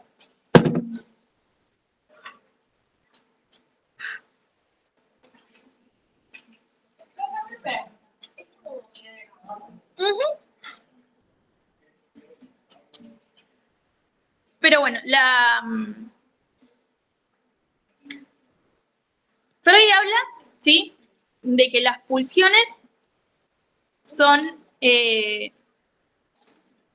como estos estímulos internos que tenemos nosotros, ¿sí?, que necesitan también tener una descarga libidinal o enérgica. Y hay dos tipos de pulsiones de las cuales habla Freud. Una son las pulsiones sexuales, ¿sí? Que son la gran mayoría de las pulsiones, ¿no? Que están sometidas bajo el principio de placer, y las otras son las pulsiones de autoconservación o yoicas, que están ligadas con, básicamente, conservar al sujeto, aunque a veces implique que tenga que sufrir un poco de displacer. Correcto. Entonces acá, para entender la pulsión, vamos a ahondar en cuatro conceptos importantes. Uno es el esfuerzo, ¿sí? Que es el concepto de empuje constante, ¿sí? Es la esencia de la pulsión, porque la pulsión es básicamente un empuje, es este estímulo interno que está todo el tiempo empujando, ¿sí? Es la medida de exigencia de trabajo que representa. O sea, el equivalente de empuje va a ser el equivalente a la exigencia que tenga la pulsión. Después está la fuente. La fuente, sí, es el proceso somático. Sería el interior del órgano, la parte del cuerpo, en el caso de las pulsiones parciales, ¿no? Es el proceso por el cual se excita un órgano. Y la meta es la satisfacción, como les había dicho. Después también tenemos otro concepto que es el objeto. El objeto lo vamos a ver más que nada después cuando el niño pasa el periodo de latencia, ¿no? Porque después del complejo de Edipo, la salida exogámica, en vez de depositarla en mí, en vez de tener una autoretización con mi cuerpo, ¿sí? Una vez pasado ya el narcisismo primario, la voy a depositar en un otro, ¿sí? La pulsión va a ir para algo externo. En un otro, y yo no me refiero a una persona, puede ser lo que sea, ¿sí? Y además, las pulsiones tienen destinos. Los destinos de las pulsiones pueden ser 4. O sea, ¿a dónde puede terminar una pulsión, básicamente? Ese es el destino de la pulsión. Puede terminar en la represión, que son 4 conceptos súper importantes. Uno es la represión. Ahí les digo cuál es el otro. La sublimación es el otro. La vuelta hacia lo contrario y... Esa es la vuelta hacia lo contrario. El trastorno asesino. Ahí va. Bien. La represión un poco ya lo habíamos visto lo que era, ¿no? Si ahora nos adelantamos un poquito a la última unidad que les van a tomar en este parcial, que es la unidad 6, donde está el texto de la represión. Habíamos dicho que la represión, y esto es importante que lo entiendan, hasta ahora se entiende como la fuerza, ¿sí?, de desalojo. Esto después cambia, porque después de 1920 esto pasa a ser un mecanismo de defensa, ¿sí? O sea que esto es pregunta de segundo parcial, o de final, ¿sí? La represión es el destino de la pulsión, ¿sí? Y al chocar con la resistencia, hace que esta pulsión, al chocar con la resistencia, hace que entre en un estado de represión. La condición para la represión es que el motivo del displacer cobre un poder mayor que el placer de la satisfacción. Su esencia es rechazar algo de la conciencia y mantenerlo alejado de ella. O sea que la fuerza del desalojo ahora es destino de la pulsión. Es lo mismo, o sea, la definición de represión Sí. es, o sea, ¿qué es lo que hace la represión? Fuerza de desalojo. Avanza el tiempo de... Claro, lo empieza a definir como un destino de la pulsión. La operación por el medio del cual el sujeto intenta rechazar o mantener en el inconsciente las representaciones ligadas a una pulsión, ¿no? Las pulsiones vieron que es este estímulo interno, es esta fuerza interna, entendámoslo como una fuerza también, ¿sí? Las fuerzas se ligan a representaciones, a recuerdos, ¿no? Y cuando esos recuerdos son más displacenteros que placenteros, ¿sí? Recuerden que la meta última de la pulsión es la satisfacción. Entonces, como en realidad lo asocié a un acto displacentero, yo para poder seguir manteniendo esta satisfacción tengo que quitar lo que es displacentero, entonces lo tengo que desalojar de la conciencia y mantenerlo alejado de la conciencia, y esto es la represión, ¿sí?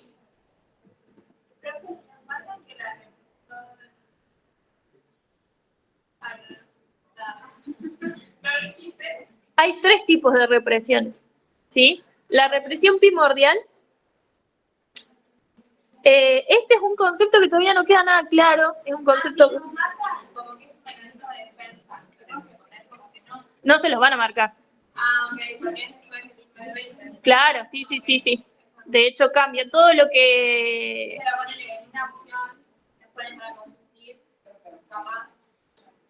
No creo que serían bastante hijos de puta si lo hacen, pero si lo hicieran en este momento, no sería, porque de hecho, fíjate si la pregunta dice, antes de 1920, en este momento Freud se refiere a las represiones como un destino de la pulsión, nada más. Como mecanismo de defensa, sí, van a pasar después de que Freud desarrolle la otra tópica, porque para entenderlas como mecanismo de defensa hay que entender el inconsciente como un ello, ¿sí? No se los van a preguntar, quédate tranquila que no lo van a hacer, tipo, porque realmente sería muy hasta inexacto.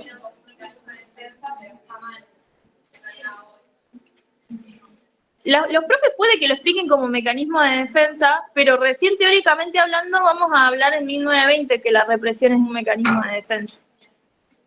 Hasta ahora es un destino de la pulsión, que a ver, si vos te lo pones a pensar lógicamente también es defensivo, porque yo estoy tratando de mantener este principio de homeostasis, y lo que está pasando es displacentero, entonces yo lo tengo que desalojar. ¿Sí? Están 3 tipos de represiones, habla Freud. La represión primordial, ¿sí? Que le dije que es un concepto que no queda nada claro, es como más un supuesto teórico, ¿sí? Y propone el primer momento en el cual se crea una distinción entre lo que es inconsciente y lo consciente. La represión primordial es la primera vez que ocurre la represión, básicamente. ¿Se entiende? Es ese momento único donde pasa la primera vez y ahí, a partir de ahí, se crea el inconsciente. ¿Por qué? Porque aparece algo, ¿sí? Que tiene que ser desalojado porque es muy displacentero, pero ¿a dónde lo llevo? Entonces ahí el aparato anímico crea el inconsciente para tenerlo ahí. ¿Me explico?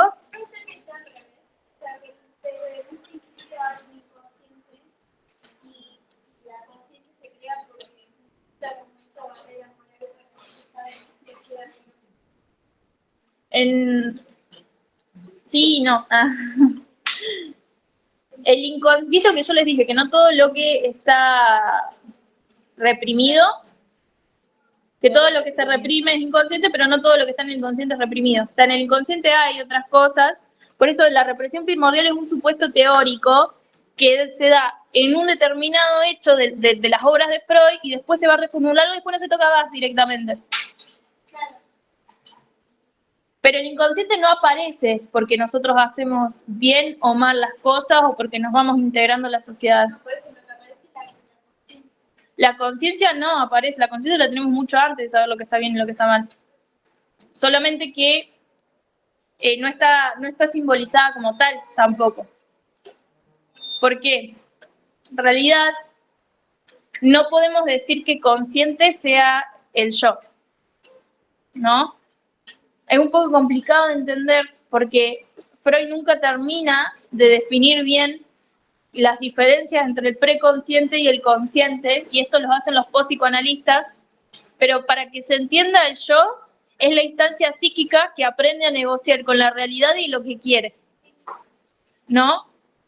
Lo que está bien o lo que está mal aparece cuando el niño comprende un poco la cultura, ¿no? Cuando comprendo la cultura, ustedes lo vieron en Antro, la cultura es los símbolos. Cuando yo te necesito aprender a simbolizar. ¿Y cuándo aprendo a simbolizar? Cuando aprendo a hablar, cuando aprendo el lenguaje. Entonces no es que el consciente aparece ahí. El consciente ya estaba, solamente que se va tomando mucha forma cuando puedo simbolizar. La represión propiamente dicha, sí, es a la que nos referimos justamente cuando yo les hablo de represión, esta fuerza de desalojo. Y después está el retorno de lo reprimido. Lo reprimido busca aparecer de manera inconsciente, de manera consciente, y tarde o temprano siempre hay elementos que ponen en conexión lo que está reprimido. Esto puede ocurrir por 3 factores. O hay un debilitamiento, contracatexis se dice, se debilita la presión que se ejerce sobre el consciente, el refuerzo pulsional, ¿sí? Que es el esfuerzo pulsional a lo que estaba reprimido. Por ejemplo, en la pubertad, con el refuerzo de la energía sexual es más difícil controlar las pulsiones, ¿sí? Y eso facilita que haya un retorno de lo reprimido. Y los acontecimientos sexuales. Es posible que haya un acontecimiento sexual, es posible que haya acontecimientos actuales que entren en conexión con lo reprimido y favorezcan el retorno de lo reprimido. Entonces, el objetivo de la represión es básicamente evitar el displacer, y para esto divide a la pulsión en 2 elementos. El representante representativo de la pulsión, ¿sí? ¿Qué es la representación psíquica de la pulsión? ¿Qué le decíamos representación psíquica? Los pensamientos. El pensamiento, lo que nosotros pensamos. Y el afecto, lo que ese pensamiento me produce. Lo que esas palabras me producen. Porque nosotros pensamos en palabras y soñamos en imágenes, ¿recuerdan? Siempre que hay represión, hay formaciones sustitutivas, es decir, un contenido sustituye lo reprimido. La formación sustitutiva puede coincidir con el síntoma o a veces no. En la histeria de conversión vemos una represión que va de acuerdo con el síntoma, ¿sí? La represión en el caso de las histerias de conversión es más afectiva porque hace afecciones, sentires, por ejemplo, dolores corporales, etcétera. Después, otro destino de la pulsión del que hablábamos era la sublimación, ¿sí? El concepto de sublimación también me parece que lo van a retomar un poco más adelante, cuando veamos el texto de Masas y Top Ten y Tabú, cuando comprendamos un poco más el papel del superior y de la cultura, pero básicamente para que se entienda la sublimación es yo pongo esta pulsión, la sublimo en la realidad, por ejemplo, haciendo arte, ¿no? Ese deseo, ¿no? Esa energía y ese deseo que tengo, lo pongo, ¿sí? Pero transformándolo en otra cosa. Y ahí también uso parte de lo que es la motilidad. Puede ser que tenga que ver con transformarlo en algo que sea acertado, pero como que la solución capaz para hacerla está mal, o hay una no dentro del eso. Claro.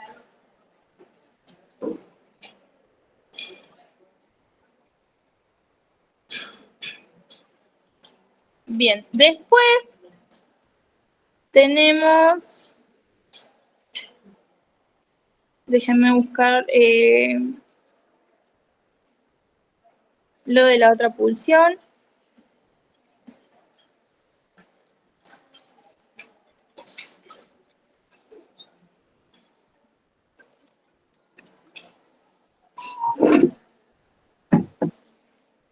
Pero bueno, mientras lo busco así como para guiarme, ¿ustedes hasta ahora van entendiendo bien?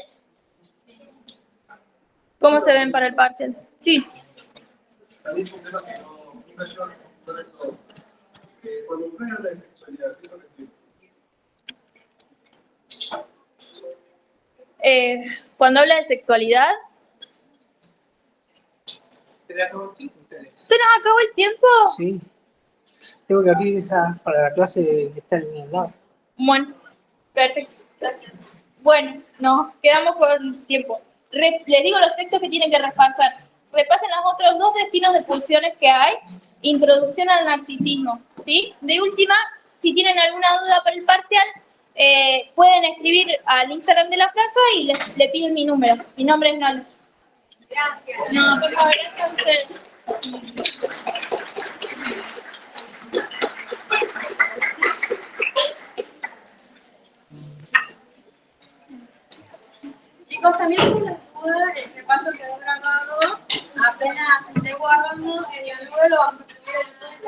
Iba a buscar ir con los grupos.